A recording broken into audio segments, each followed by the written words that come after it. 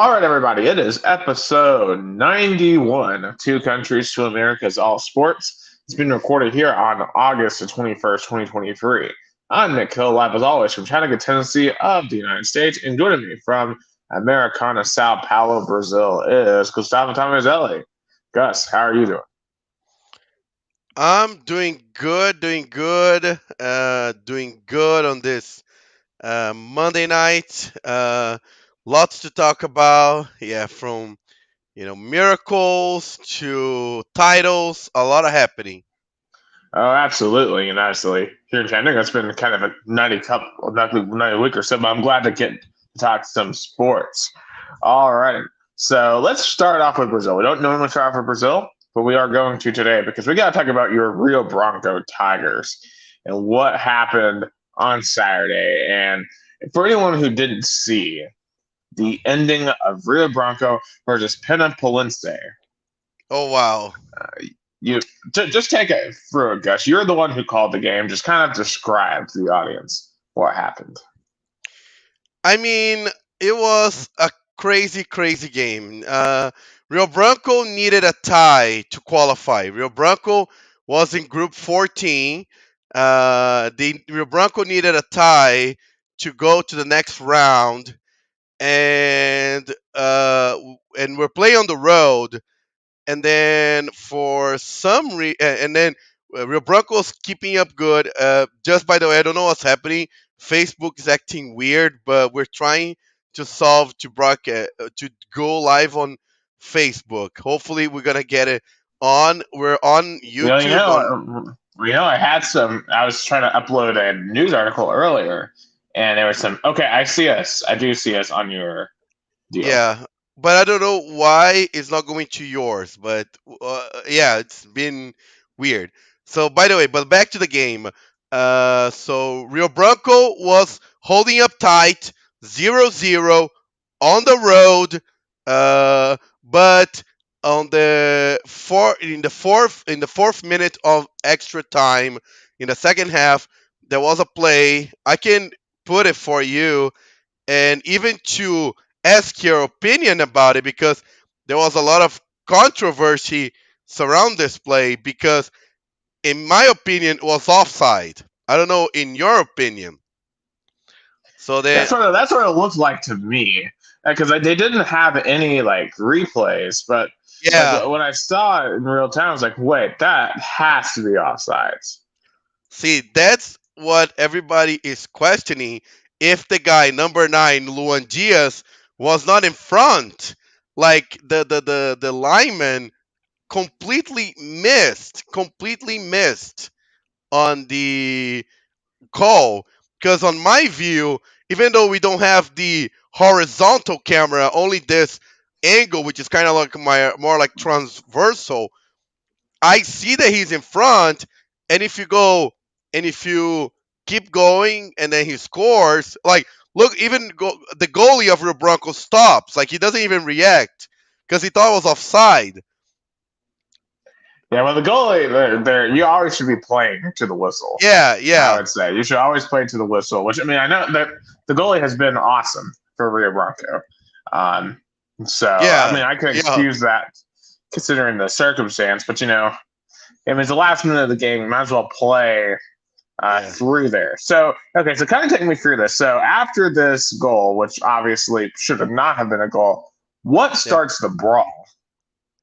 So I don't have. I do you want me to like? I don't have. I can find the moment. The bra. I don't know what happened because I was in a studio. I was on a studio in in my radio station. So I I don't know what happened. Like in terms of what who said who or what did what. I don't know because again I was on a studio in my radio station, so I couldn't hear what was happening. Afterwards, the Rio Broncos front office told me uh, Rio Penapolense players went to Rio Broncos bench and start provoking, like saying you lose, take that, and then Rio Bronco players again it's a hidden moment starts. going on it, and even there are some Rio Branco players that have a history of violent altercations. So there was a brawl. I can even try, and I should have prepared that ahead of time, but I'm going to put the brawl, but I don't know exactly what happened. Like there was, I still don't have like the definitive like, hey, like this this was the thing that set the brawl up. Yeah, because I was wondering if the fans had anything to do with it, because I saw them, they were climbing on the fence and they were No, going nuts in the home stand. wasn't actually I guess um the fans have nothing to do with it. What had to do with it?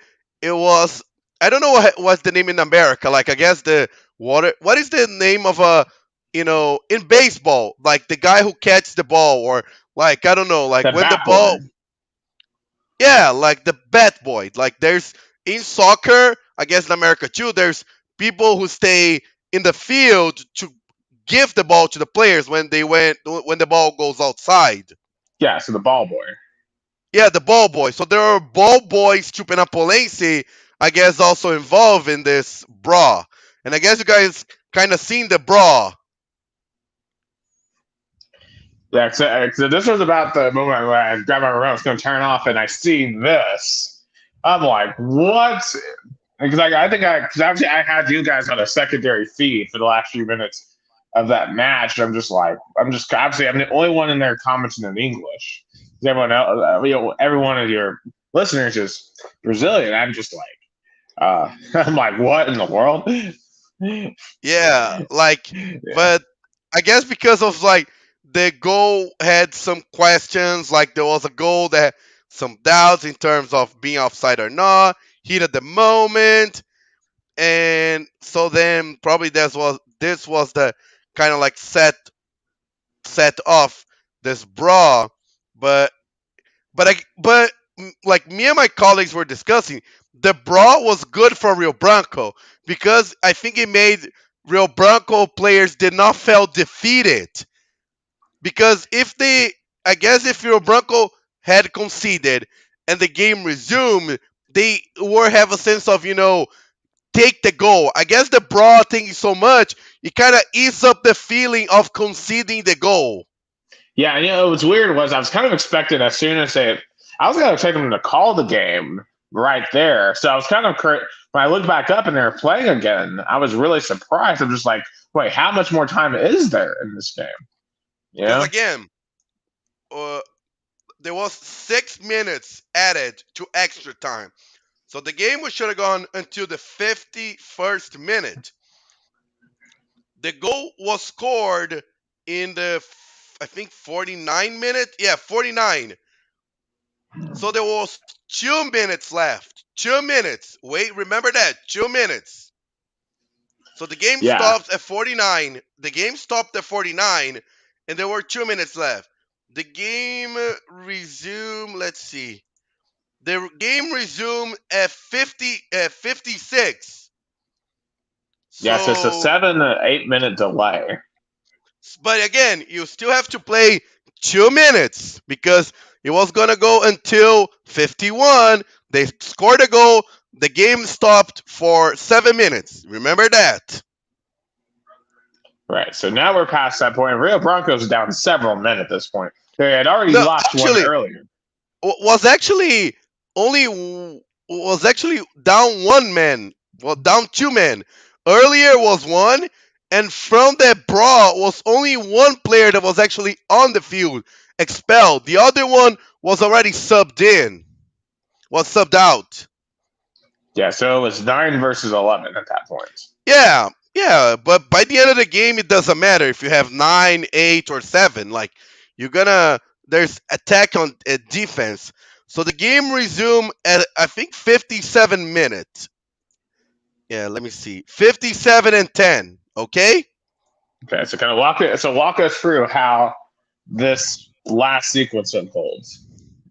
so then the guy, and then literally, Rio Bronco, what do? You kick the ball to the front, and then even the Penopolis radio stations were telling, and I forgot about that. Look how stupid this foul was. The guy came out of nowhere and hits Rio Branco's player that was literally still further from the goal. Was kind of like a stupid foul. I mean, you talk about this all the time with Rio Branco early in the year, how they're just not making smart soccer plays. Well, in this case, Penopolisa was the one not making smart, Yeah, making dumb plays. yeah. And now I'm gonna put the and then the kick is played, and I want to put it on the version that everybody's been talking, and because now you're gonna see and look at our reaction at the same time. So look, it's at 58 minutes. So literally, it's the last play of the game. It's like Hail Mary. E sabe agora, torcedor rio-branquense, pra ser sofrido demais, tinha que ser. It's like I uh can, uh I think it's gonna be now, Rio Branco fans. It had to be this way. It had to be this way. Denilson. Denilson, the guy who's gonna kick the De foul perna esquerda vai fazer a with his left foot. cobrança de falta. Tá He's gonna kick the free no pé, kick. Denilson. Correu, bateu, desviou na barra. He kick and the ball hits the ball. It hits the people in the front. E aí o pessoal pedindo. And there was people calling for penalty. That's what I say. Like I thought people were raised like penalty, penalty. But look how Mario Branco is now. Like Pênalti, mas o juiz não deu. they don't get desperate. Like the defender Fernando throws a really good pass. But look how many Penapolense players come to try to attack him and leave the defense, the defensive area. And look what happened next. Ainda a bola tá na área. Kawari tocou no meio. O chute! O chute! O chute!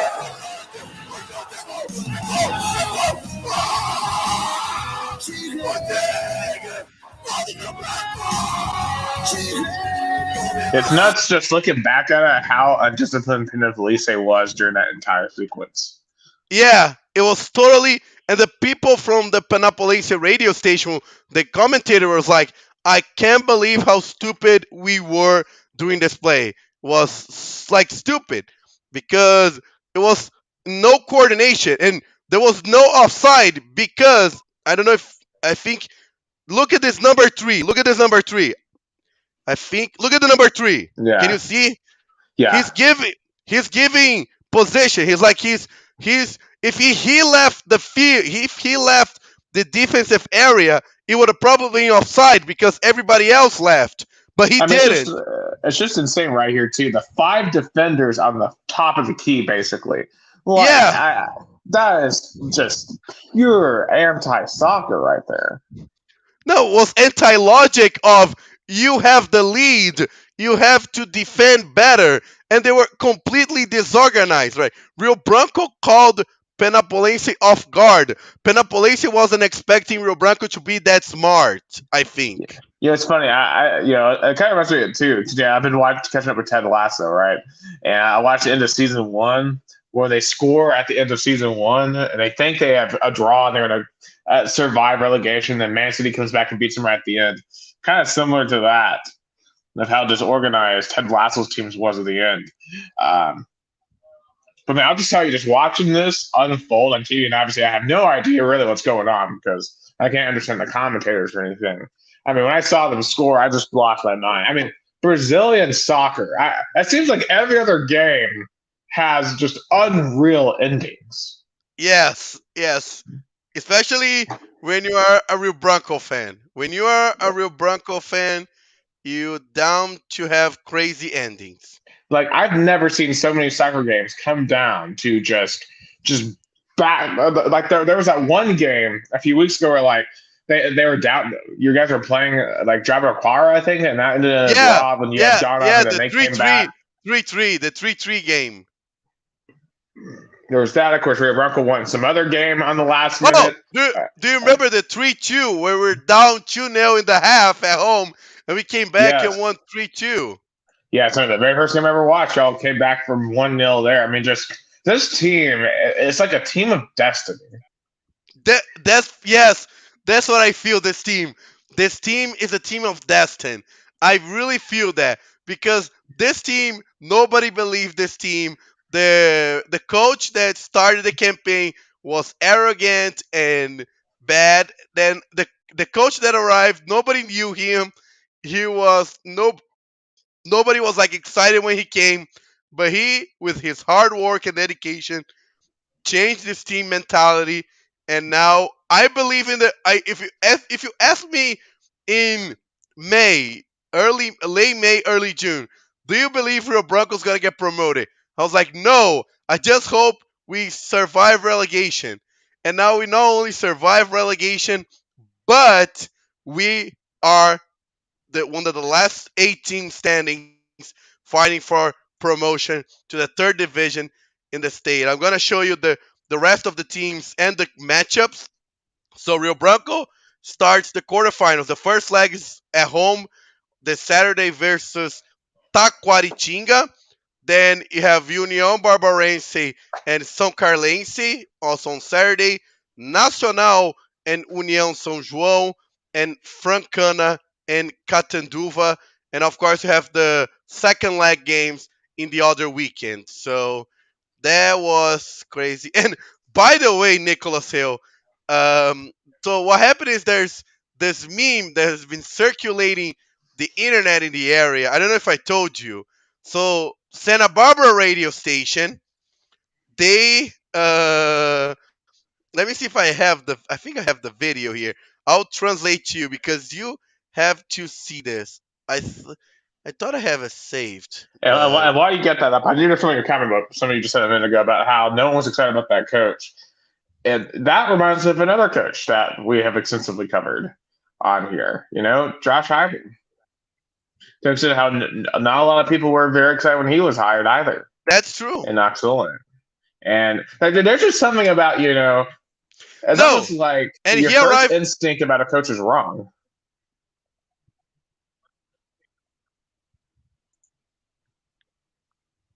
Yeah,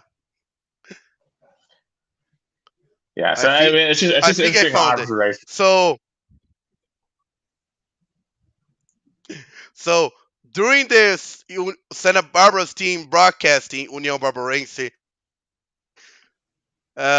their broadcast uh, kind of told something that wasn't true. Let me pull up here, and I think you're gonna hear what he was. I think you can understand, but I'll translate it. O Rio Branco toma o gol da Penapolense. O Rio Branco está eliminado do Campeonato Paulista. Ooh, he jumped the gun there. Can you understand what he's saying? Yeah, he's trying to say Rio Bronco was eliminated. Nick? Yeah. Hello, you have me? What? Sorry? Oh, I was just trying to make sure that you still I have you now. Okay. I could tell that he said that Rio Bronco was eliminated. But yeah, he jumped the gun. He said Rio Branco's eliminated. Rio Branco's eliminated, and everybody around him was shouting and celebrating.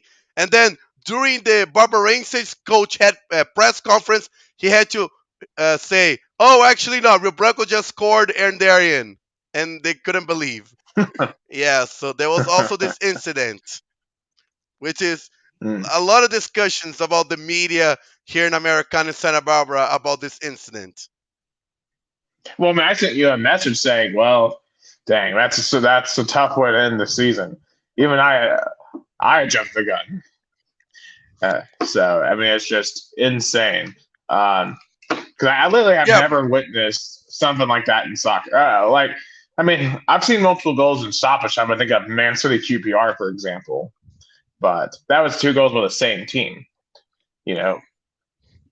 But I mean, it's one of those soccer innings I will never forget for as long as I live, because I truly do believe it's one of the craziest sports endings I've seen in any sport.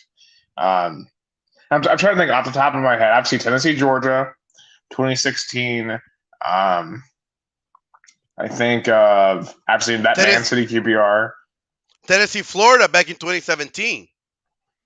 Yeah, I mean, that one was pretty crazy, wasn't it? I mean, I feel like in terms of Hail Marys, that one is kind of. I think the 2015 Tennessee Florida is crazier and more improbable.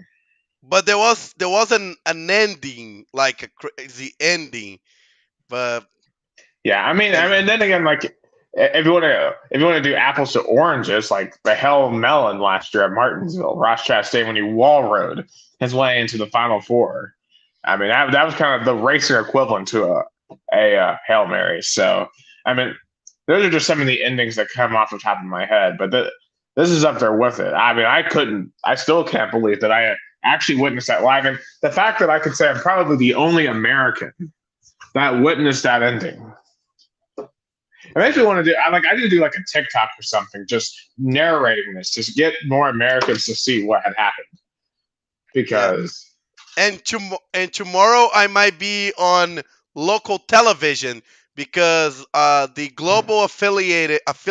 global affiliate station here in Campinas, they have a piece on their sports show called Tuesdays of Bezinha, like a part they're dedicated to this tournament in their sports show, and the guy who runs it, the producer and the host, they they said they're gonna put the video of me celebrating on it. So I'm excited to see me on TV absolutely, celebrating.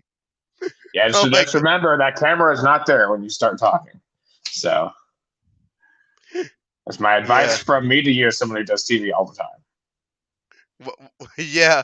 I mean, I knew the camera. I knew that there was a camera and like a live feed. I was like Facebook broadcasting the game, but Uh, I mean, it's just crazy to think that Rio Branco's still alive, and I'm excited for Saturday. I'm excited for Saturday, but Rio Branco fans are also a little bit um, angsty because Rio Branco never surpassed a quarterfinal game ever. They had eight. They're gonna go to their eighth, I think, eighth or nine quarterfinal matchup, and Rio Branco was eliminated in all of them. So they've never been above this division No, no, no, ever. no, no, no, no, no. They Rio Branco's been to the first division, but they always had a quarterfinal matchup. Like there sometimes Rio Branco did not have a quarterfinal. They had like a second, first round, second round, and then they go straight to the semifinals or different Huh. methods of tournament. But when they always had faced a quarterfinal game in third division nationally or in this new division they're in, they were always eliminated. Rio Branco never eliminated a team in a quarterfinal matchup. Yeah. So talk a little bit about the matchup this weekend. Just talk about the team that they're playing and what does Rio Bronco need to do to break that streak and win a quarterfinal match. So Taquaritinga, they are now the best team from the remaining eight, which is crazy that from the 16 teams remaining in this third round, only from the top five, only Taquaritinga survived. The other top four eliminated, which is crazy, And but Penipolice was one of those, right? yeah, Penapolense was third. 15 de Jaú was first, eliminated. Ska Brasil was second, eliminated. Penapolense was third, eliminated. Taquaritinga was fourth, survived. And Vossen also fifth, eliminated. So I haven't seen much about Taquaritinga playing, to be honest. But I think Rio Branco first, Valmir Israel is gonna have to find a way to replace those three key players that were expelled. They were red card. Williams Bahia, which was he was a sub and then he was on the starting 11 on Wednesday. Had a good game and he was doing good on Saturday, but he was had a stupid foul and got a red card. Leo Alves, which has been a key player. He's been one of the best defensive midfielders in the tournament. He's been really important for Rio Branco.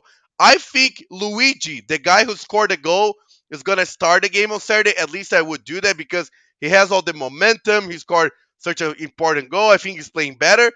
And on front, Carlos Yuri, which I think he wasn't playing very well in the last few games, but I think in the Jabaquara game last Wednesday and on this game on Saturday, kind of uh, got back his mojo a little bit. I've He's gonna have Valmir Israel is gonna, as we say here, broke his head. He's to find a way to play and replace those three key players, but I don't know. Anything is possible. I believe, and Rio Branco is gonna be ready on Saturday. I hope with a big crowd. I hope the people from Americana goes to the stadium on Saturday because this team deserves support. Actually, I'll be there in spirit. I have to, because man, it's just insane. We definitely need to get some of this footage in front of more people here in the U.S. because it's truly unreal, just how insane this league is. Yes, yes. That's why, that's why it's insane because it's so hard to get out of. Like, look how hard Rio Branco has fought until now, and we still have the quarterfinals and the semifinals to decide who's gonna get promoted. So it's really hard to leave this division. But Rio Branco is 4 games away from promotion. 4 games Right. away. Okay. If y'all win the entire thing, I'm gonna have to come down for our championship parade Yes, as yes, the American ambassador yes, to yes. Rio Branco. Yes, yes, yes. That'll be awesome. Like, if you're a Bronco, I'll be happy with the promotion. But if your Broncos win the title, I want to go here. The parade, we go. We go with a fire truck. The players go on the top of a fire truck, and I want to go with the players in the fire truck. I want to be there. Yeah, I bet that would be a ton of fun. Oh And yeah, certainly, can't wait. obviously, sometimes, as like Al Michaels said with the U.S. hockey team versus the Soviets, do you believe in miracles? And the Rio Bronco is one of the most miraculous teams I've followed in quite some time. So hopefully the magic keeps on happening here in the And quarters. and as I said in my broadcast, Rio Branco's really big. Rio Branco's really big, and we have 110 years of history. That means something, and hopefully this shows up on Saturday. Just real quick, wrapping up Brazilian soccer. From our last podcast to now, we only had the Brazilian national championship, but nothing really dramatically changed. Botafogo still have a big lead over the second place Palmeiras, and we're gonna start the Libertadores quarterfinals this week. But very, very sad. There's not gonna be a Flamengo versus Fluminense in the quarterfinals because of Flamengo incompetence. Because Mm. everybody was waiting for that big rivalry, big rivalry game, Flamengo versus Fluminense, and Flamengo, couldn't keep his part of the deal in a very stupid way. They win on Sunday versus Coritiba, and they are, I guess, trying to get close to Botafogo. Botafogo have 48 points. Palmeiras have 37. Flamengo 35. So it's a 12-point lead Botafogo has over Palmeiras and a 13-point lead over Flamengo. So Yeah, I Grêmio want, definitely dropped because the Grêmio was in second for a while, but yeah. when they weren't able to sustain, it looks like. Yeah, their roster are okay. I mean, they don't have a great roster, but not a bad roster. But Suarez, I don't know how long it's gonna. Suarez definitely wants to go to Inter Miami. He really wants to go. Messi wants to like Messi wants Suarez to to come down to Miami. But Yeah. Suarez has a 2-year contract with Grêmio, and Grêmio is like, okay, Inter Miami, do you want to have it? Just buy out 70 million reais. It's easy. Mm. Just buy out the contract. Well, right now, considering what they just paid for Messi, I don't know if they're going to want to pay that. I Yeah. don't think that's going to be in their best interest. Also, just noticed with the bomb here, it looks like Vasco da Gama's got some momentum. 2 wins in Yeah. their last 3. Yeah, they So got, especially with their new coach, Ramon Diaz, they got some momentum, especially also when they got the French player Dimitri Payet. They got, he was a good player out of Olympic Marseille, and Vasco fans are excited for him. There was even a big crowd that went to the airport to host him. yeah, but Santos is not trending. I know they won their last match, but before then, I mean, man, 2 points in the 4 matches beforehand. Right Yes. now, they're also. I mean, if the season were to end right now, I mean, two of those historic Brazilian clubs being relegated is just crazy to think about. Yeah, like Santos got a crazy win over Grêmio, but Santos fans are saying like this is the worst team ever in Santos history. That has to be the worst team Santos ever had. And they were joking like if Santos does not get relegated this year, I don't know when they will because this team is really bad. I know as you said they got a win on Sunday, but I and the thing I keep saying, if Santos get relegated, I don't know if they're gonna come back immediately. They're gonna be promoted in the next season. I don't know because they are not in the big city. They are not. They don't have a big budget. They have tons, millions of that in that. So I don't know what's gonna be for Santos, which is sad Yeah, because so I just I don't know how Serie B compares to like the championship or something like that in terms of competitiveness. I mean it's somewhat competitive. I mean, last year was more competitive because there were like really big four teams that were on it, and they all got promoted. Vasco, Grêmio, Botafogo, Vasco, Cruzeiro, Grêmio, and Bahia. So now it's a weaker second division, but your TV money gets lashed a lot, and so when you have a make a budget with the roster weaker than one they currently have. So I don't know what Santos gonna do if they get relegated because they're Corinthians and Palmeiras went to second division and come back literally the next season. Even Palmeiras they were relegated twice.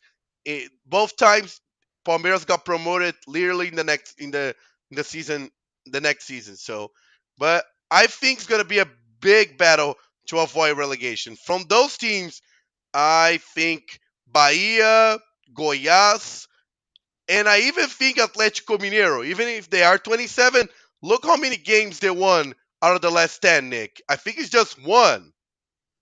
Mm. Man, that sounds like that's going to necessitate a coaching change sooner Yeah, than they later. no, and they recently got a new coach, but their new coach is not working. Felipao, I think he only won 1 or 2 games out of the last 11 and 12. But this roster is not working, and Atlético Mineiro is gonna debut their new stadium probably next week, which looks fantastic. But I don't know what the future holds in Brazilian league. So this midweek's gonna be Libertadores for Palmeiras, Fluminense, Internacional, and yeah, that's it. And for Corinthians and América Mineiro, was gonna be Copa Sudamericana. But let's go to more soccer in the United States because we got a champion in North America. Right, and it's a familiar champion with his 44th trophy in his long career, Lionel Messi, bringing Inter Miami its first ever title, winning the League Cup in the Music City in Tennessee. I watched this whole game on Univision because I don't want to pay for MLS season pass. So watch the whole thing in Spanish. And apparently, I was reading tweets where our exes or whatever they're called now. Where basically we were saying I'd rather watch Univision than the Apple TV because I find the Apple TV broadcast to be obnoxious. Regardless of that, this game turned out to be really good. Really Miami controlled it early. Messi had just an incredible goal. I believe it was like the 25th minute, just off the top left post. They take a 1-0 lead into half, but then Nashville SC came back in the second half, played way better. They got an equalizer of their own around, I believe it was like the 60th minute. And then Miami, oh my goodness. Dude, they, on the very last minute of regulation, they had a wide open goal and had one of the worst misses I've ever seen in my Oh, life. I saw that. I couldn't believe either. Yeah, like they should have won at 2-1 in regulation. but we had to go to penalties, and the thing went like 10 rounds. I don't know if I've ever seen a penalty, go this long. It literally came down to the goalies. Miami's goalie made a kick, but Nationals SC's missed, and Miami won. And one thing I was kind of mad about, why was there not 30 minutes of extra time? Like, I get it for maybe the earlier rounds of this tournament, but the championship should have had 30 minutes of extra time. For it to go straight to penalties just felt kind of cheap. I felt like it cheapened the event. I like it. I'm gonna disagree with you. Because normally, like, extra times just like you get those teams that are afraid to lose and they are tired, and normally there's not much emotion. So if they couldn't decide in 90 minutes, just go straight to penalties. I mean, Real Bronco's gonna have to face that, because if there were like two ties, or Real Bronco wins 1-0 and they lose 1-0, we're gonna go straight to penalties. So I like this idea of going straight to penalties. Yeah, I don't know. I guess I'm just used to the World Cup, and I feel like extra time in the knockout stage is just so intense, at least for me, um, that I just love seeing it. But I guess I get it. They don't want to overrun them because we're still in the MLS regular season. So, do we think this is the first of many American trophies for Messi, and was this a golden blown opportunity for Nashville to win a trophy? First, I want to ask you something, Nick, because I've seen a lot of Brazilian commentators, one in particular, Rica Perrone, a guy I follow really closely, and he's saying Messi is exposing Major League Soccer. In a way, there's like, seeing Messi playing looks like MLS feels kind of slow, and a league under, like, because a lot of people are saying like look how Messi have a lot of space to kick, or have this much space. There was no marking. There's no pressure. Do you think that, or do you think they're exaggerating? That Messi is kind of exposing Major League Soccer and make them look kind of little fool? Well, I mean, you've certainly seen the examples of him getting free that you wouldn't see in European soccer. Like that first goal he had, I don't think you would see that in European soccer. Yeah. I mean, you just wouldn't, because he just was on a different level skill wise. Now, second half, he didn't really get any chance. Well, okay, I'll take that back. He did have a chance to go one off the post, so he had one shot like that in the second half as well. But Nashville definitely played him better than some of these other teams have, because they are a better team, but still, they weren't able to really completely shut him down. So, I mean, in terms of exposing MLS, I mean, I think everyone knows MLS is not a European league. So I don't even know you're really exposing anything. I mean, I think anyone, who's watched soccer before would know that Messi would come in and do really, really well in the MLS, because that's just not a European league. But for example, Rica Perrone, the guy that I follow, and I always watch him. And shout out to Cláudio Miro Pedro in Limeira, saying good night. And I don't know what it's mean by display, but I don't know. I don't know what that means at this point. Yeah. But thanks for watching anyway. But he's saying that, for example, under 17 team from Flamengo could have easily played in Major League Soccer, saying that, any Brazilian team would have play easily in Major League Soccer.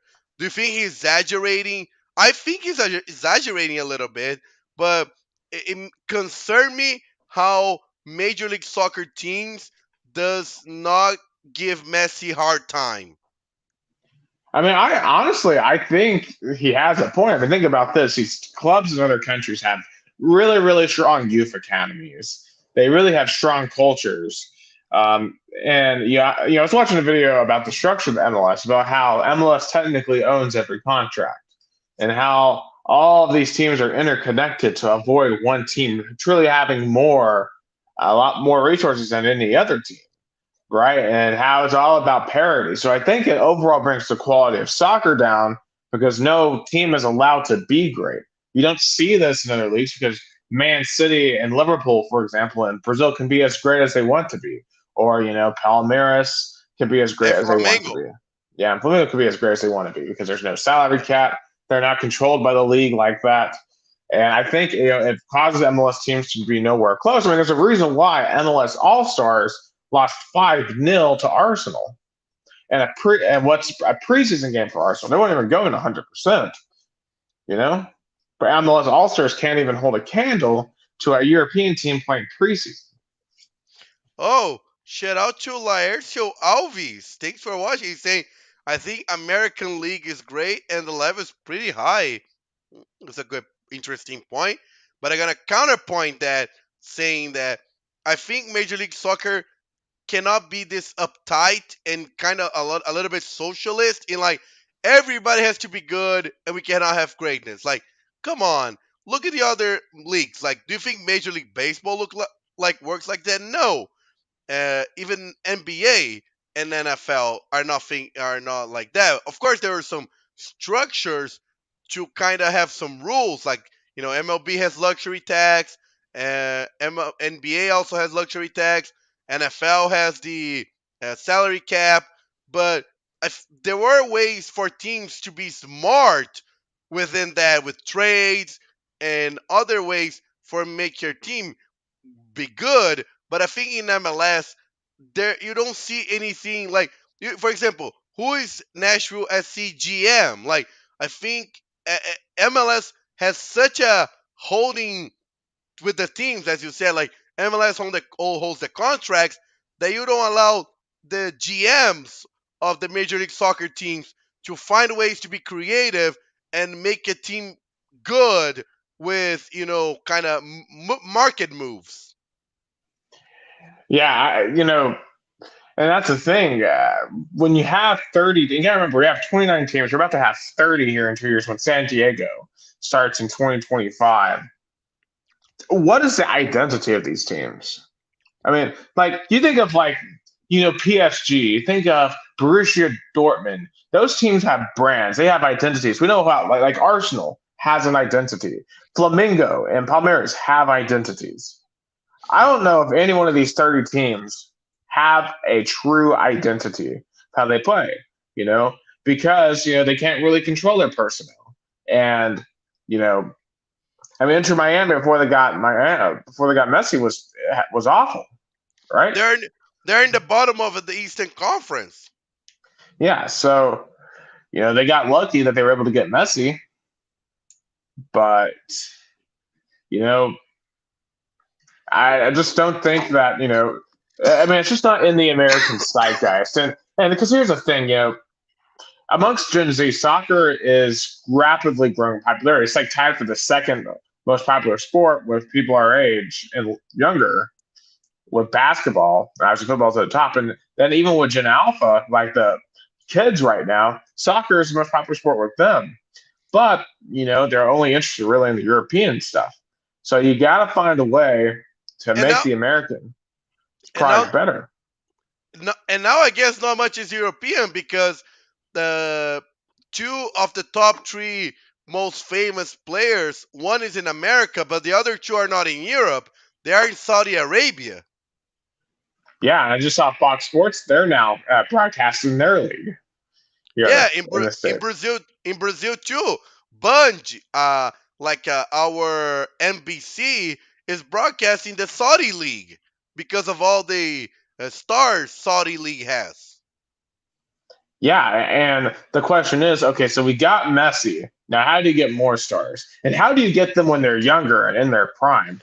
So you kind of shake this idea of this being a retirement league, because, you got to be able to develop young talent. I know we do develop young talent in the MLS, but it's not the elite young talent, because any of the elite young talent, like Christian Pulisic, gets pulled to go over to Europe.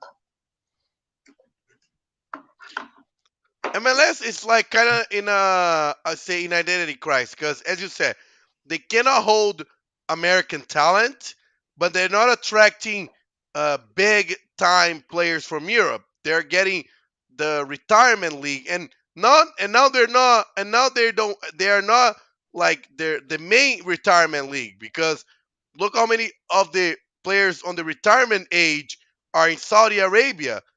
Cristiano Ronaldo, Benzema, and even Neymar, which is not going to retire soon, went to Saudi Arabia because of all the money they currently have. Well, plus too, like when Messi signed with Miami, I just saw something where it doubled the amount of Apple TV Plus MLS season pass subscriptions. When I first saw the Apple TV deal, I was under the assumption that anyone that had an Apple TV Plus subscription would be able to watch any game. Are you good? Okay. I don't want make sure you weren't choking. But I saw that it doubled the amount of subscriptions. And the reason why I say this, I was under the impression that anyone would just be able to watch any game if you had an Apple TV Plus subscription. I didn't realize you'd have to pay an additional $15 a month. And, I don't pay for that. I don't know how many sports fans that don't already have a deep connection to the MLS are willing to pay for that. And, I'm starting, and obviously I feel like the Pac-12, they were going to think about doing something like that with Apple TV. And you got to make sure your product is readily available because things are so expensive right now due to inflation. And MLS is one of those things that's just not easy to get right now. It's still a niche in terms of fans because this guy again, Hika Pehoni, he's one of the guys I really watch on YouTube. Like he's a guy, he's a guy. It's like he's a Clay Travis of Brazil. He's a Clay Travis of Brazil. He's is he in politics too? Yeah. He interviewed Bolsonaro last year. He declared his support in the second round for Bolsonaro. He's conservative. So literally Brazilian Clay Travis. Here's the Brazilian Clay Travis, and he's saying that with something that makes me mad, and I was thinking about it today. That he has this vision of Americans think that sports is entertainment, like going to the amusement park and they go to the games for fun and they don't care about the result, because that's still a little bit of how MLS fans and people that go to MLS games see it. It's fun, it's an entertainment kind of thing. And I wish I could tell him, like, if you go to Tuscaloosa, to Knoxville, to Baton Rouge on a Saturday afternoon or Saturday night, that people don't care about the entertainment. They care about winning. They care about beating their rival.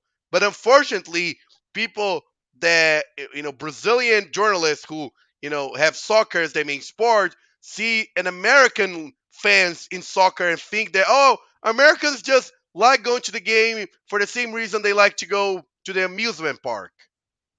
Well,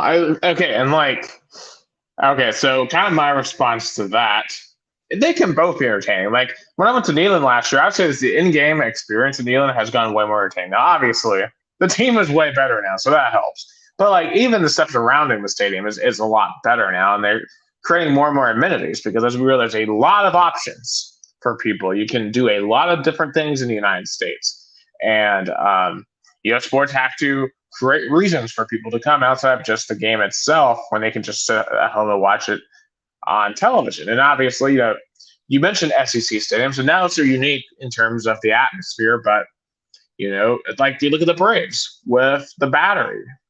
They've created a whole entertainment district around baseball because that gets people there to come consistently to watch those games.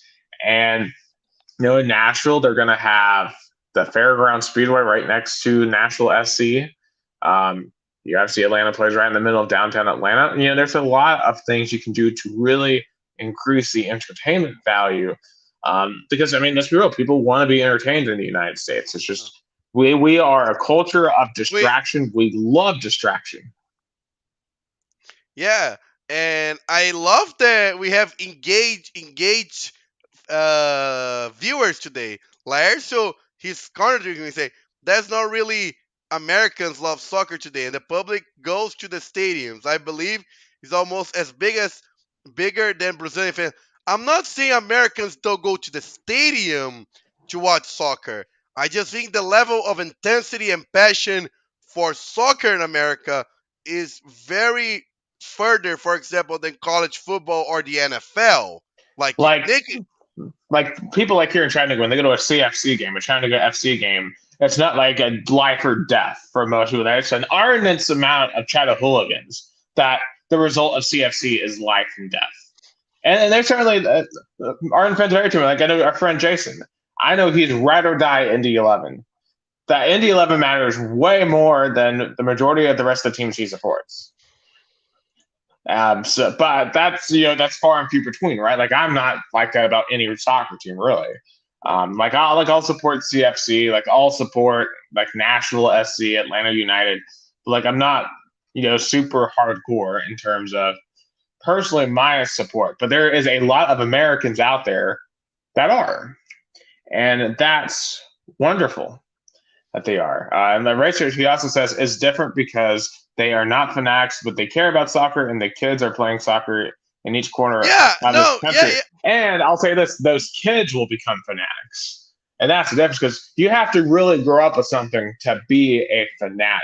And that's the thing. Like with Nashville SC, I didn't grow up with them as a team. Atlanta United was not around when I was a kid either. So yeah, I like that they're around now, and I like that we can watch them. But I don't think I could ever be a fanatic of them because I didn't grow up with them. But there's a lot of kids right now in Nashville. There's a lot of kids right now in Atlanta that are growing up with them. Like the Titans. Like I grew up with the Titans. I was in the first generation that had the Titans from birth. And now the Titans are just, they're I'm a fanatic because they've always been there. And for those kids, they're actually are going to be. And plus, those kids can watch literally any soccer league on earth now. For our parents, they weren't able to watch soccer from everywhere. You couldn't watch England. Like, heck, I can watch Rio Bronco. How crazy is that? I can watch Rio Bronco from Chattanooga, Tennessee on YouTube. You couldn't do that a couple of years ago. And that's only going to grow the game of soccer because you can literally watch any league on the planet right now from the comfort of your home. And now is just time to get some experiences closer to people. And fortunately, there's a lot of experiences to a lot of Americans. And, while I don't think, like in the South, I don't know if they'll ever be like what you see in England or what you see in Brazil. I don't know if we ever necessarily have to be, because it's not that you're trying to dethrone football as the main sport. You're just trying to add soccer as another main sport.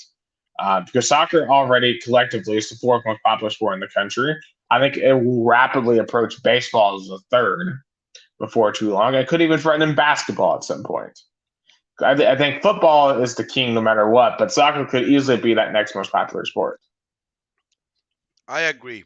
I agree with you completely. And that's what I'm saying. Like, I just wish, and I'm going to fight really hard, and I wish I could have a debate with the Brazilian Craig Travis because he has this wrong idea that Americans are not passionate about sports. And I want to say you're wrong. I lived in American sports. I seen SEC crowds, and they are passionate as hell, and they are really fanatic. They're just not violent, even though there are probably some extreme episodes that we've seen that you go a little bit over the top. But we literally threw like stuff on the field a few years ago against Ole Miss. So, yes. SEC fans can be kind of violent sometimes. Yes.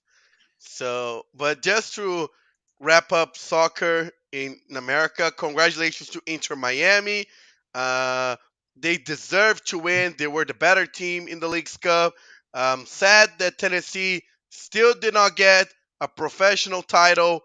Came close to the Titans, to Nashville SC, to the Predators, but hopefully, Tennessee is gonna get trophies too. The Vols, I guess, was the last team to get a trophy for the state of Tennessee. Pretty sure. I guess if you count Vanderbilt baseball, if you want to count them. Oh, that's true. That's true. But yes, I don't know. Do they really count? Do they really count? I guess I should count it. But I guess if you can count Tennessee football national championship, you can't count Vandy baseball national championship too. Yeah, that would be unfair. So that's the last major one. And honestly, like, because some people, I saw some people arguing, it's just the biggest professional sporting match in the history of Tennessee, and I'm just like, I mean, I like on Twitter, like on Saturday night, and I was watching the national game, but a lot of people were still watching the Titans preseason game against the Vikings going on at the same time. Like, it's just, as I said, there's still some work to be done, especially in the South when it comes to soccer. But certainly for Nashville FC, hopefully they'll get more chances at a title. But I think it's time to switch on over to some football, some American football. With some news today, we talked about this a couple of weeks ago when we had Jason on the show, along with Aaron, I think was his friend. Yeah, Aaron. Yes, we had Aaron on as well. Both huge Colt fans, and they both at the time were somewhat confident on having Jonathan Taylor come back. But I remember they both were like, if he really wants to go, the Colts should let him go. And it seems like after this weekend, Jim Irsay was like, Jonathan Taylor, welcome back to the Colts. We look forward to having him back with the Colts. Adam Schefter reported this afternoon, though, he is seeking a trade. So the question is, who wants Jonathan Taylor? I mean, who needs Jonathan Taylor? I guess the Patriots need a wide receiver. Well, I mean, they just got Ezekiel Elliott. I don't know why they wouldn't need one. Okay, so let's think about it. So the Patriots and Jets just signed running backs, so they're not going to. The Titans have no receivers, have a ton of running backs, so you don't need Jonathan Taylor. And probably the Colts wants to ship him to the NFC. Yeah, so I would ship him to the NFC. Who would be? If you're the Cowboys and you don't want Tony Pollard to be your only option, actually, that might be the one right there at the Cowboys. I mean, Dak Prescott should be calling Jerry Jones and Stephen Jones frenetic and like, trade him, please. I need weapons.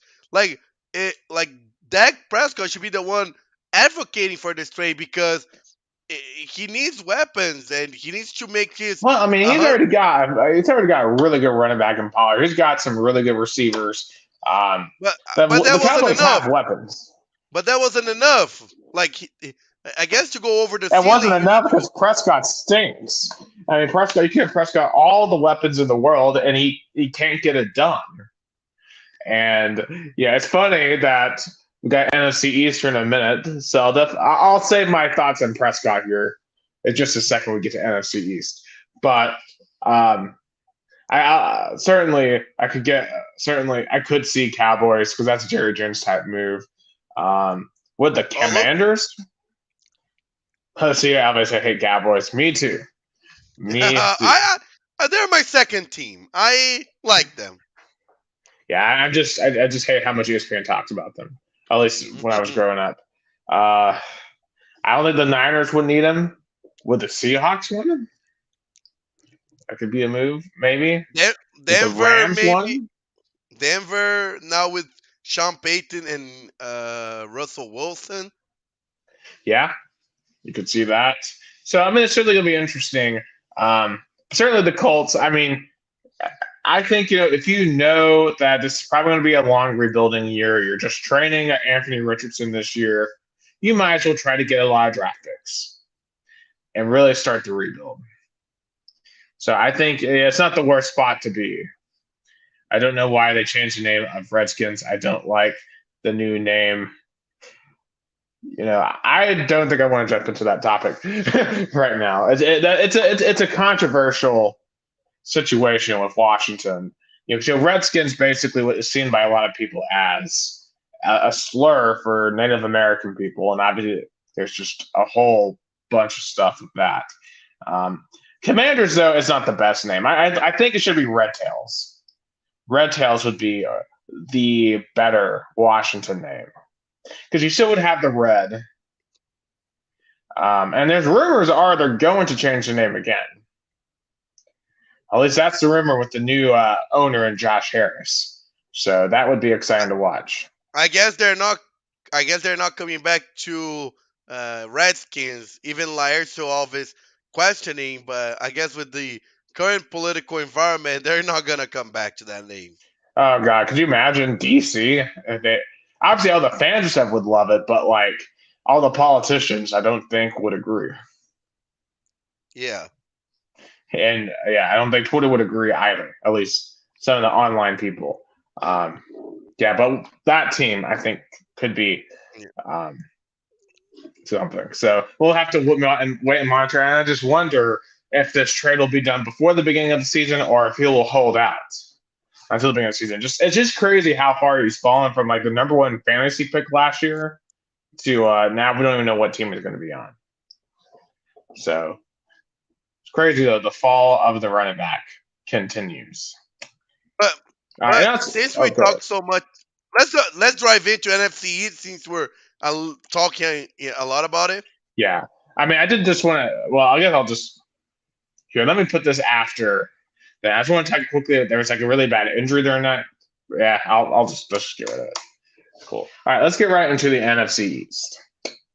All right, so this is always the most controversial division. It's always the most talked about division. It's a division that people love to see. It's the division the NFL forces down our throat with endless primetime games. Any one of these two teams play each other.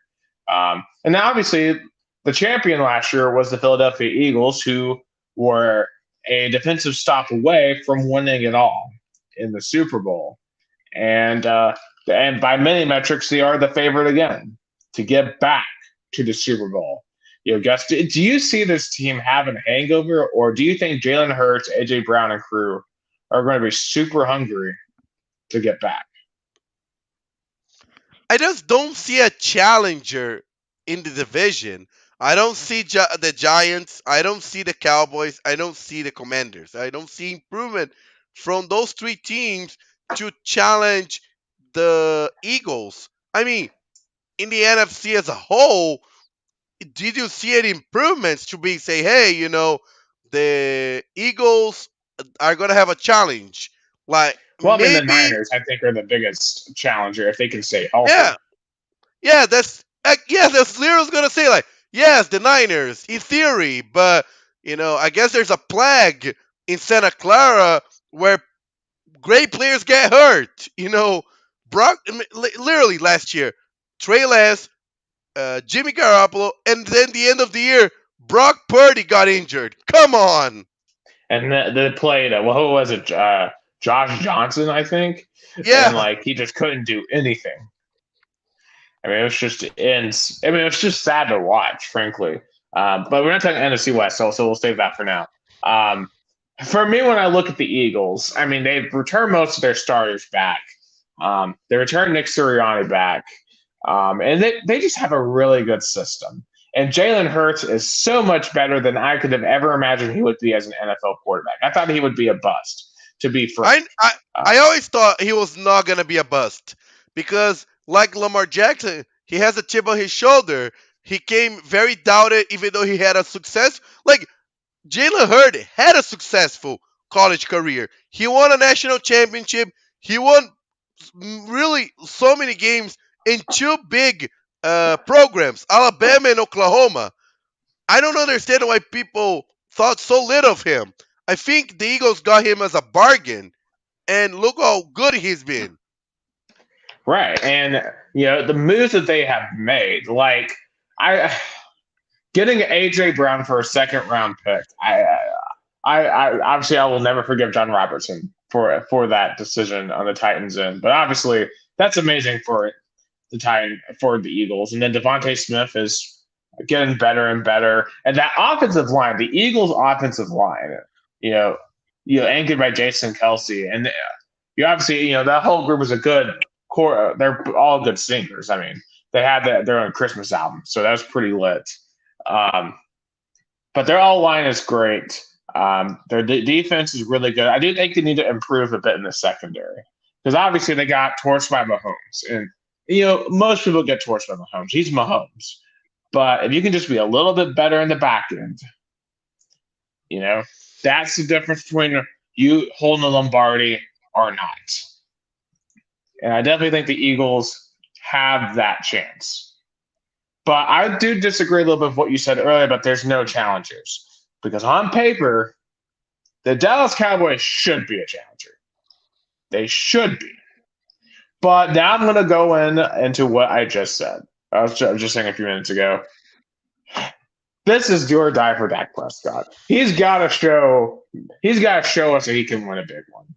He has to win a big one this year. Or otherwise, it's time for the Cowboys to move on. And it might be time for the Cowboys to move on already because they have given Dak Prescott every opportunity to succeed.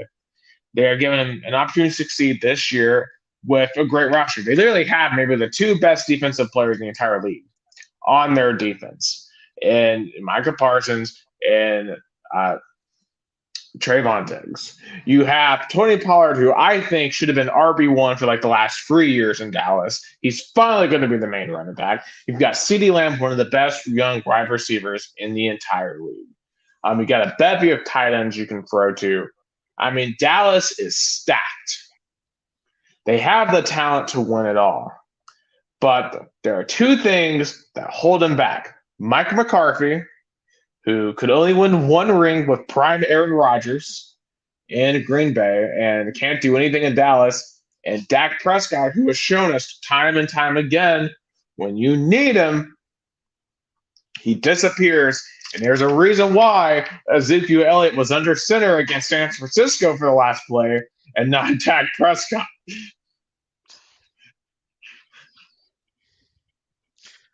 That move was one of the stupidest sports move ever. It was. And now that the fact that that's the last Dallas play for Ezekiel Elliott just makes it worse. Yeah, definitely. That's why he wants to leave there. Like, he felt embarrassed. I mean, I would too if I were him. But it's just a conundrum because they have the most talented. They might have a more talented roster than the Eagles, frankly, but they just always find a way to lose. I mean, it's just insane. So you just have to wonder what it's going to take for Dallas to overcome. What is going to take for Dallas? That's a great question. They haven't been to the NFC title game since like 1995. 1995. I mean, 28 man, years. How can? I mean, that's really longer than the Balls. Yeah. So, I mean, the Titans weren't even a thing in 1995. So, it's just insane to truly think about how long that is for the Dallas Cowboys. But hey, if they're going to do it, now's the time, right? And, I don't see either one of the other two teams winning the league, but I do think the Giants are interesting because they made the wild card last year. They won a lot of close games. Brian Daboll, to me, is an absolute genius of a coach, and he might be the best coach in this division. But to me, I don't understand why they paid Daniel Jones 4 years, 160. That still makes no sense to me. And I know he's not getting paid anywhere close to what like Jalen Hurts is getting paid, what Lamar Jackson's getting paid. But still, it doesn't make any sense. You have to wonder if Saquon Barkley is towards the end of his line as a top-tier running back. So he had a really good year last year, but you just never know with his injury situation if he can stay healthy. Defensively, I felt like they made some strides on that side of the ball as well. And personally, just as a Vol, excited to watch Jalen Hyatt because I think he's going to be a huge contributor. He had a touchdown the other night, actually, in their preseason game. So I'm very curious to see because, there's a lot of talk about Hyatt in terms of, he can't run routes. He was just a system wide receiver with Josh Heupel. But I really want to see him prove those doubters wrong. And that would be huge, not just for the Giants, but for UT. If we can show our wide receivers go on to the NFL and do really well. Yeah, definitely. Yeah, so I'm excited to see that.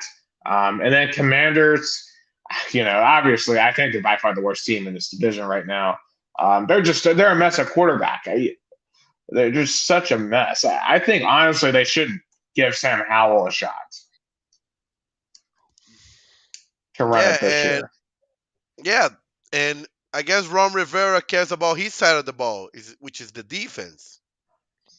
Yeah, I mean, obviously that front seven is just going to be absolutely insane because you got Chase Young, Jonathan Allen, Montez Sweat. I mean, it's just insane what they've got. So they're going to be in a lot of tight games. And the thing about Washington, they've got good talent. I mean, Terry McLaurin is such an underrated receiver. Jahan Dotson had a great rookie year. Curtis Samuel's always been um, a undervalued receiver, in my opinion.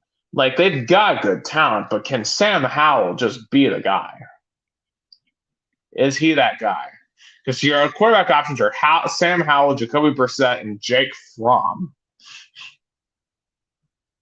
I mean, they're Jake literally a Fromm. quarterback away. Yeah, Jake from State Farm. Wow. He was the one from Georgia Yep, who yeah, did not win when he was a starter in the Bulldogs. correct. He never won he did win one SEC title, but he didn't win any national titles. So, yeah, so I definitely think Washington, you're kind of just positioning yourself. You're trying to get to a QB, but you have to wonder if they're too good to get a top QB. Like, are they going to be kind of one of these like 7 and 10, 8 and 9 teams where they're just going to be too good to get a top draft pick? And I think that's the worst spot to be in. To me, it's kind of like what the Titans are in. They're too good to be in the worst draft pick conversation to get the quarterback they need. But anyway, let's go through accolades. So, who is the best coach in this division? Nick Sirianni. I would agree. Sirianni. Part of me thought about Dable just because I was really impressed with what he did. But I mean, Sirianni, obviously his turnaround's been insane. Quarterback. Jalen Hurts. I agree. Jalen Hurts. Offensive player. Tony Pollard. Oh my God. Tony Pollard. I think that's a fair answer. Honestly, I'm going to go with AJ Brown though. I think what he does for the Eagles offense is very, very impressive. I smell a little bit of Titans bias. Well, I'm more like Titans longing. More like longing. Defensive player.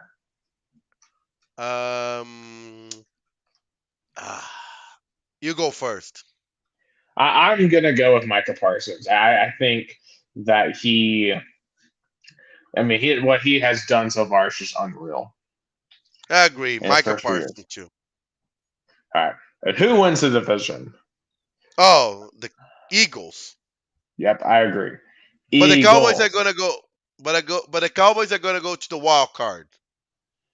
I would agree with that. Can the Giants repeat in the wild card? I think the NFC still might be so weak that they might be able to sneak in again.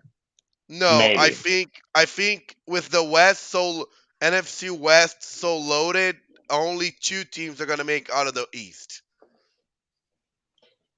I mean, I could say that's probably the most likely scenario as well. Then the NFC East definitely dominated last year. So we're finna get 2 today. So let's move down to the NFC South. And I'm going to be honest, this might be the least interesting division out of all 8, right there with the AFC South. I mean, both South divisions are just very mad this season. But the NFC South, all 4 teams are kind of stale. They don't have anything going on. Like Tampa just lost Brady. They are gonna try and make it work with Baker Mayfield. Carolina also don't have figured out who the quarterback is. Atlanta, they have Marcus Mariota, but who knows going to start. And I guess the Warriors, I think has the mojo because in terms of quarterback battle, Derek Carr definitely I feel like is the best quarterback. I'm gonna go say now the best quarterback in the division is Derek Carr. I'm gonna be honest. I think it's time for a redemption story in this division. I think Baker Mayfield still has the best supporting cast around him. I mean, he still has Mike Evans, still has Chris Godwin. You've got Rashard White as your main running back, and I think he has a lot of potential. And then defensively, they still have a lot of those key pieces: Vita Vea, Devin White, Shaquille Barrett. I mean, these are all guys that helped them win a Super Bowl a couple of years ago. It's not like everyone left the Bucs when Brady left the Bucs. I mean, if anything, Brady was holding Tampa back last year. They couldn't throw the ball past 20 yards downfield. Baker Mayfield can still throw, and he showed in his starts with the Rams late in the year.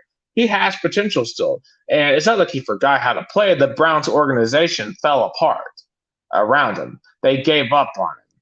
I think Baker Mayfield has a lot of things to prove in Tampa, and I believe in Baker Mayfield.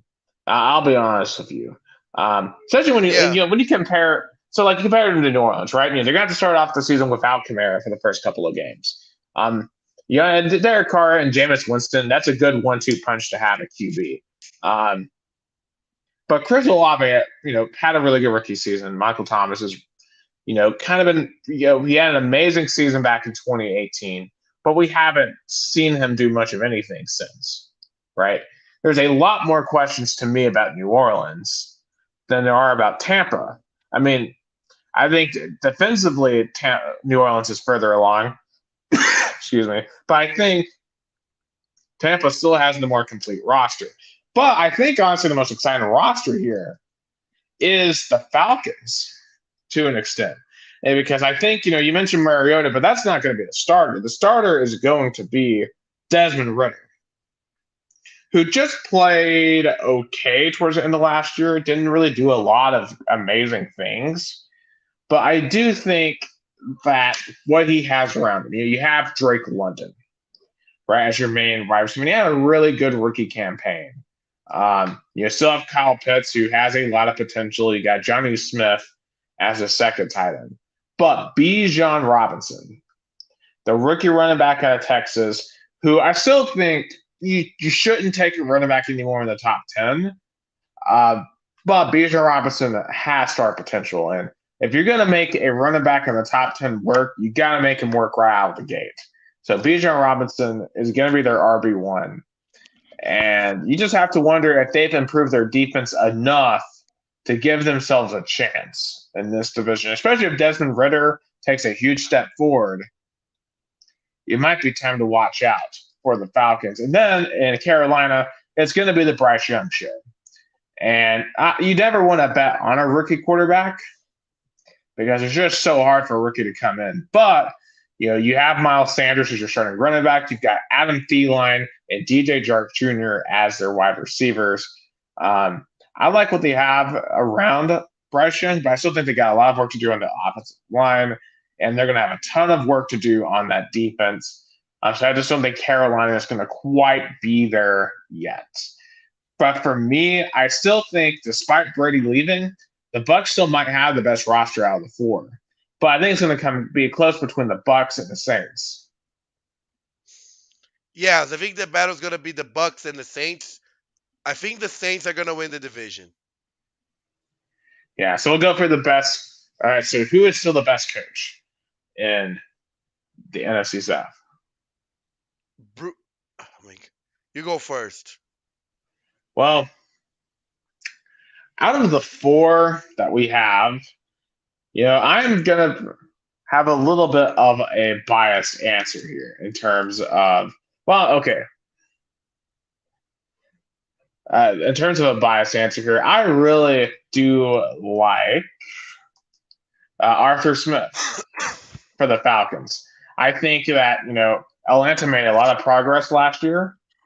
And obviously, he has meant a lot to the Titans in the past as their OC. And the offense has fallen off a cliff since he left for Atlanta. And I wish he was still in Atlanta, or wish it's still in Nashville. So I have a suspicion he's the best coach in the division. Oh, yeah. I was going to say Todd Bowles, but I think Arthur's being the kind of more offensive mind. I'm going to go with Arthur Smith. Absolutely. Quarterback, who's your best QB? Stating again, Derek Carr. It's a little bit biased because I always gonna be rooting for him because how nice he was to me when I met him at Nissan Stadium back in 2017. Did I tell you the story about it? Yes. Yeah, What you so did. yeah, for those who I was walking back from the field to the press box, I saw a guy dropping headphones. I caught who was it? Their car, and I took a picture with him. He was so nice to me, and I'll never forget that moment. That's why I root for him, and I'm gonna pick their car. I have to agree. He is the most proven quarterback out of the four starters in the NFC. Offensive players will be interesting. I'm gonna go with Kyle, the guy from Florida, Kyle, are you talking about Kyle Pitts? Kyle Pitts. I'll be honest, I thought he kind of had a bit of a down year last year. I think he has a lot to prove at Yeah, tight end. but I'm gonna Um, pick Kyle Pitts. I think in terms of offensive player, I think Mike Evans still is the most accomplished out of all the offensive players, and is the one guy from these four rosters I would really want on my receiver. Because probably up until before last, I definitely would have picked Alvin Kamara, but I think he's starting to go downhill plus the suspensions. Um, and then from there, it's just a lot of question marks. I mean, do you pick a Chris Olave? Do you take a chance at a Bijan Robinson? I would pick um, Mike Evans. You go first. Next. On defensive player, I'm going to go Shaquille Barrett. I mean, the dude has just been, or Devin White. Um, I'll pick Devin White. I mean, he's just been such a key part of the Bucks defense for years at this point. A champion. I mean, I think P obviously in the defense will feel a bit more pressure on them without Brady, but I think they'll be willing to come up to the challenge. I'm gonna agree with you. I think he also is gonna be really key this season. And champion. So you've already picked the Saints. Even my head says the Saints. You know what? I'm running with Baker. Give me the Bucks to win the division. I think this is going to be a one bid division. Ooh. That- I'll be in Tampa in December, so I'll probably gonna go down to some games to check this, interesting Buccaneers team. yeah, I think they're going to be very interesting to see what happens. Heading over to some college football. And some quick recruiting news. Vols have landed another 5-star defensive end, Jordan Ross of Birmingham, Alabama, top recruit in the state of Alabama. We now have the number 6 class in the country.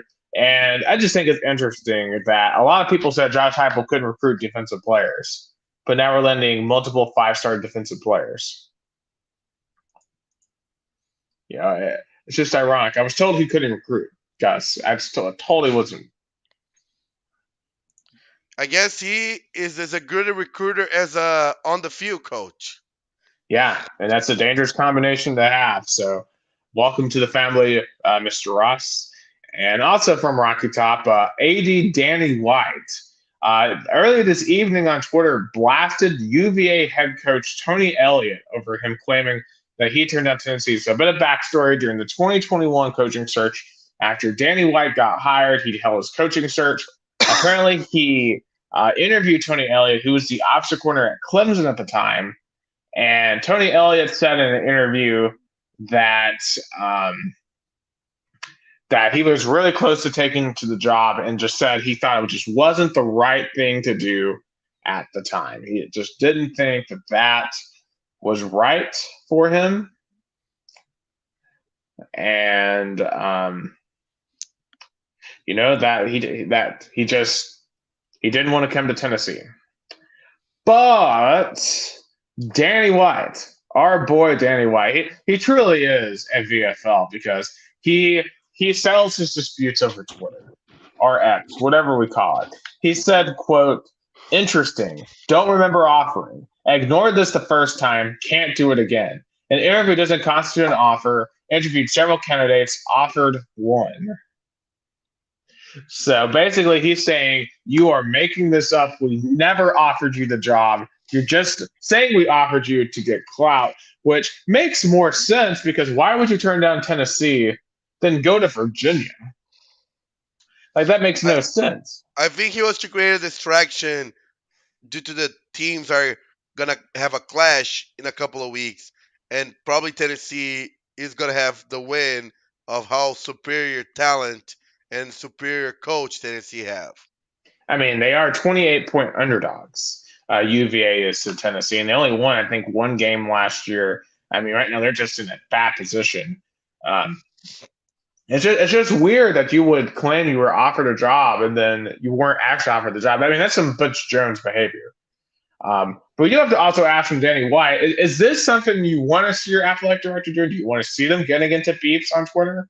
I mean, I guess better the AD getting into beefs than a head coach or a player getting into a beef. I think he knows Twitter is where a lot of attention of the college sports world are, so I guess he wants to be there to create some noise. Right. And then it takes the heat off of his own team, right? Because his own team can just focus on working on getting ready for the season while he takes care of all the off the field beef because he's not playing on the field. So, in a way, I kind of like it. And obviously, a lot of Tennessee fans just absolutely love Danny White, myself included. Michigan also today decided to self-impose a 3-game suspension on Harbaugh at the end of this year, and it's just been the most overblown saga ever because Michigan doesn't play anybody. They play 3 cupcakes to start the year, and Michigan fans are freaking out over this. There's a lot of them wanting their AD to be fired, saying that he is a weakling, a kowtower to the NCAA for forcing Harbaugh to sit out 3 games. I mean, better this year than next year when you actually have to play some good teams early. Get the suspension out of the way when you don't have to play anybody. I just don't understand why Michigan fans are so anti the suspension when you're going to win every game by 50. Yeah, and probably Harbaugh could coach this game virtually and prepare for the Ohio State game where all the Wolverine fans care. Like, think about it. Do you care about one of those 3 games? No, you care about the game that happens on late November. Right. Well, I mean, you got to think about Penn. I mean, you should be preparing for 2 games. Well, okay, really free. When you go to Wisconsin, when you play Penn State, and then you go to when you go to Penn State, because they go to Wisconsin and they go to Penn State, and then Ohio State comes to them. Those are their 3 toughest games of the year. Harbaugh now can just focus on those 3 games. Let the assistants focus on the small games. You focus on the big ones. I mean, personally, makes sense to me. Like, honestly, if Heupel wanted to get himself suspended for the first 2 games and just focus on Florida, I'd be cool with that. You know, make sure we win the games that we really want to win. And Michigan should have that same mindset. But we do have football this week. It is week 0 of college football. Unfortunately, there's not really great games. But maybe the most notable ones, you have Notre Dame and Navy. Notre Dame's the only top 25 team playing. And we have Hawaii Vanderbilt. I don't know if you saw, but Vanderbilt Stadium, like the south end zone has been torn down because they're doing renovations this year. So literally it's just going to be 2 sides of Vanderbilt Stadium. It's only going to be like 25,000 seats or something. And it's going to be tiny on the west end. I guess Vanderbilt fan base is so small that they can renovate the stadium while the season's happening because there's not going to be much people losing their season ticket holds because of losing like its stadium capacity. Yeah. Also, USC plays this week too. So there are 2 top 25 teams, but USC plays San Jose State on the Pac-12 network. So thankfully, this is the last year we have to deal with the Pac-12 network. And see, this is the reason why they're leaving. The Pac-12 is wondering, why is everybody leaving us? Well, because on Saturday, I'm going to want to watch USC play, but I can't because no one's able to get your stupid channel. So the irony is strong. Definitely. With that. But Navy and Notre Dame, I mean, that is kind of a rivalry game. They play every year, but Notre Dame has owned that. I don't see Navy pulling it off. But Marshall did upset Notre Dame. It's gonna be in US or internationally? Yeah, it's in Ireland. It's in Dublin. Oh, I like college football going overseas. Yeah, I think that's super cool. But I do think Notre Dame will take care of that. And it probably the game that's in terms of just looking at the schedule here. There's 1, 2, 4, 5. There's And 7 FBS games. and one game that's gonna matter a lot, Vanderbilt, Hawaii, also because of all the things happening in the state of Hawaii in terms of Yeah. fire. Now I will say this: last year I bet on Hawaii to win this game outright. I bet them as the underdog, and they let me down in such a large way because they lost 63-10. I don't know if Tommy Chang has that team better now. Vanderbilt's a 17.5 point favorite. As much as I would love, oh yeah, so tickets are as low as $8 for Hawaii and Vanderbilt. In Nashville. Yeah, in Nashville. It probably costs more to park than it is to go to the game. Wow.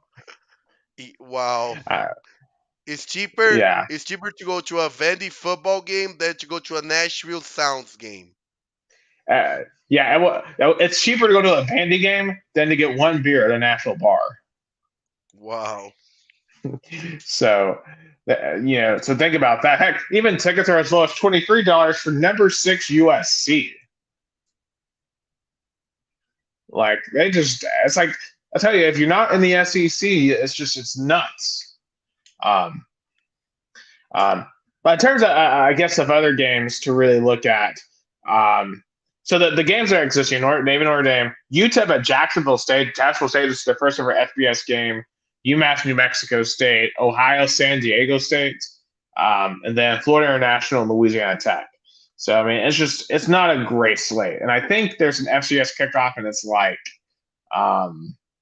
North Alabama and Mercer. And obviously, shout out to my uncle Steve. He's a professor at Mercer, but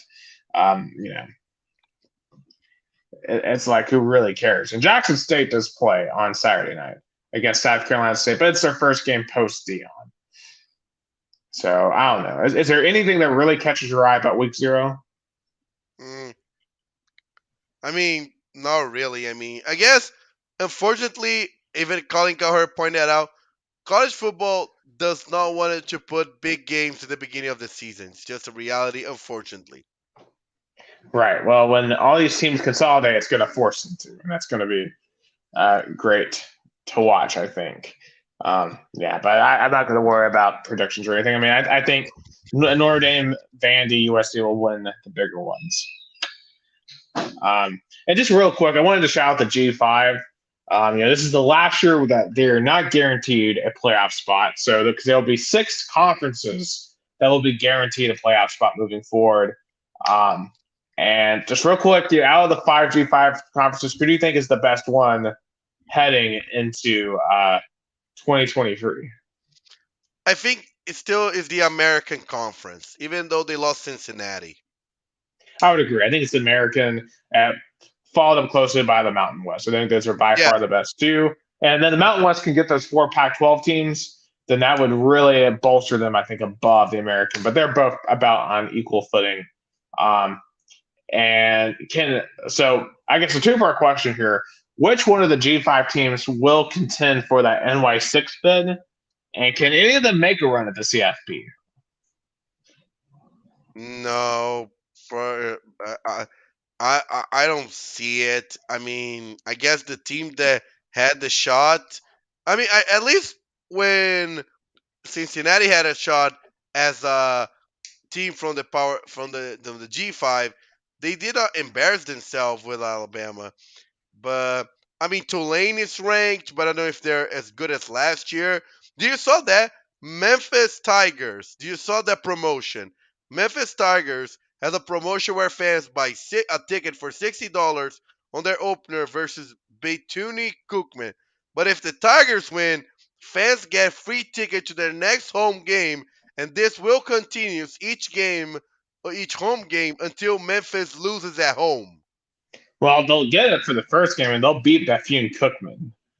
Bethune Cookman's FCS HBCU school. But then they play Navy, Boise State, Tulane, USF, and SMU. Yeah, they'll lose some of this. They'll lose to Tulane at least, maybe SMU.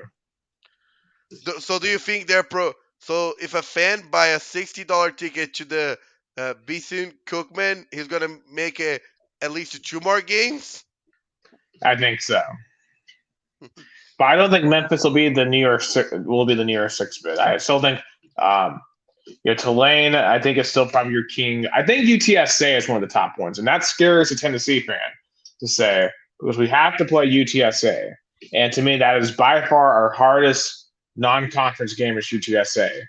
They're in the American for the first time this year. Of course, you got Boise State. They really fell off a lot last year. I'm curious to see if they can make some sort of comeback this season. SMU, they really have been putting up a lot of numbers offensively. So I think those are 4 of the teams to really watch out for on the G5 level. But I do agree, especially with Cincinnati and UCF now in the Big 12, I just don't see any G5 teams right now, at least in this 14 playoff, that will go to the playoff. I mean, 2 teams to watch that are, I know Appalachian State. I mean, they can create some problems, and James Madison, they came close to being ranked, and Marshall last year upset Notre Dame. So those are 3 interesting teams from the Sun Belt. And there's something to be said. The Sun Belt might actually be the best G5 conference. I mean, they might be right up there with the American because, man, I mean, the Sun Belt last year was one of the most fun conferences in the country to watch. When Appalachian State was having the epic finishes every single week. So the first year week, they lost 64-60 to North Carolina. In regulation, they beat Texas A&M on the road, and then they have the Hail Mary against Troy. I mean, it was just insane to watch Appalachian State the first part of the year last year. That's certainly a conference, and I can't wait to see what Jacksonville State does on the FBS level. They've been a very, very good FCS for a long time. They're not far from Chattanooga. I'm curious to see what they do. How about Arkansas State going to year 3 with Bud Jones? And do you know who their starter is? I believe I saw this. It's JT Schrott. Ooh. Yeah, he is at Arkansas State. So he's reportedly the favorite right now to start for Butch Jones. So Arkansas State is going to be very interesting to watch for Tennessee fans. But I think if they struggle again this year, they were 3-9 last year, he's going to get fired in Jonesboro. Because they usually have been pretty good out there with Arkansas State for their level. They haven't been good in recent years. And I guess the last chance of Butch Jones proving he's somewhat decent football head coach. Right. I mean, he might get a chance at FCS after this, but man, just bad. It's bad. If you can't get it done at Arkansas State. Yeah, but G5 always interesting, and hopefully as we get into a 12-team playoff, they can really start getting more shine and more chances against the big boys. Because with the current system, it feels like they don't, but now they're about to. So we'll see what the G5 does. Any other comments on college football? Not at the moment. Okay. So the last topic I want to bring up on the American side of things. Some NASCAR real quick. This week's race at Watkins Glen wasn't the most eventful. William Byron got his 5th win of the season. A lot of fans not happy with the package up there. Sometimes, even if the track is great, the race just isn't going to be the most exciting. And sometimes that's okay. It's racing. Not every race can be the best.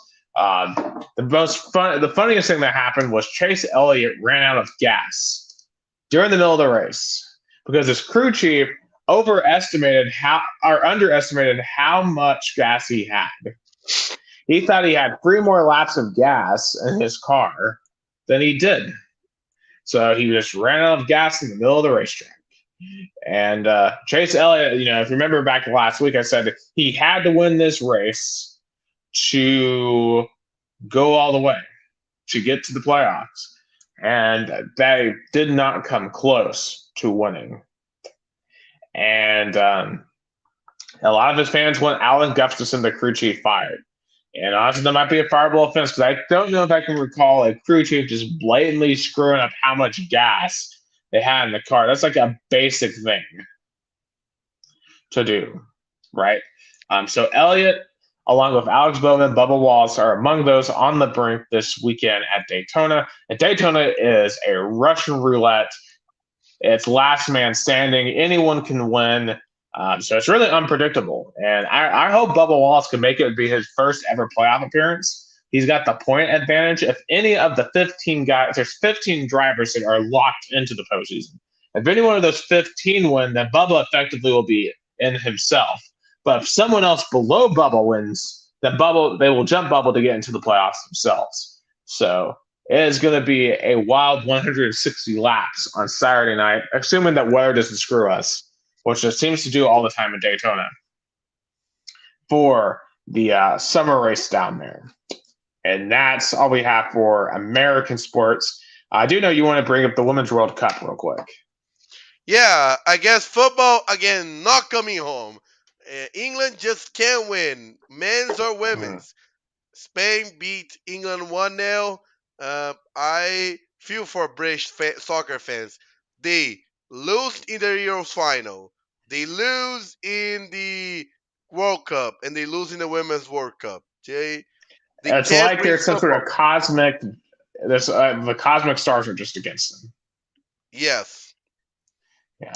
I'll admit I didn't watch any of the Women's World Cup after the U.S. got eliminated, but mostly just because it came on in the middle of the night. Actually, I will say I did see a little bit of Spain Sweden. That was the only game I saw because I was on at like 9 p.m. So I was able to see that one. But if there was a World Cup where I'm okay with the U.S. getting eliminated early, it was this one. Never hold a World Cup in Australia or New Zealand ever again. We can't watch it in the U.S. Yeah, I agree. I agree. Yeah, but congratulations to Spain. In Spain, it's been interesting for a long time. They couldn't get it done on the biggest stage because, of the whole divide between Madrid and Barcelona and the different parts of the country. But it's good to see their country really bring it together. Although their coach should have maybe not done what he did on the stage afterwards. Because it sounds like that's about to be the last game he'll ever coach. But at least he goes out a champion before the lawsuit. I guess the guy who did the kiss wasn't the coach, was the head of the Spain Federation. Yeah, I mean, I don't know what he's thinking there, man. Like, dude, these are all like your employees. You can't forcibly kiss them. Like, come on. It's insane. Yes, I agree. Yeah, just no, not good. But congratulations to the Spanish team, nevertheless. But I believe that's all the time that we have for episode 91 of Two Countries, Two Americas, All Sports. When we come back next week, it's time to get into some college football. It'll be week 1, time to preview all the big matchups as we really begin the greatest time of year for sports in the United States of America. And we'll see how Rio Bronco is handling the first leg of their quarterfinals, and let's see if they can keep the miracle going. The miracle of Americana. It's ironic because we are two countries, two Americanas, all sports. For Gustavo, Tomazeli, and Americanas, I'll tell Brazil, I'm Nick Hill, and Chattanooga, Tennessee, United States, and you're listening to the only American and Brazilian sports podcast. You have had a great evening.